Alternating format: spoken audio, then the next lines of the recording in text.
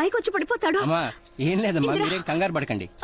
మీ అబ్బాయి మైకం వచ్చి పడిపోతున్నాడని చెప్పారు కదా, అది మైకం కాదమ్మా, నిద్ర.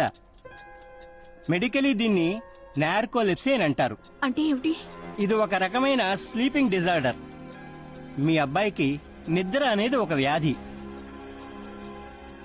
నిద్రపోయే వ్యాధి ఉందా డాక్టర్? ఉందమ్మా, మన దేశంలో 1,00,000లో ఒకరికి ఈ వ్యాధి ఉంది. ఎప్పుడెప్పుడు ఇలా అవుతుంది డాక్టర్? ఎప్పుడైనా నిద్రపోవచ్చు. ఇప్పుడు చూశారుగా, బాగానే ఉన్నాడుగా.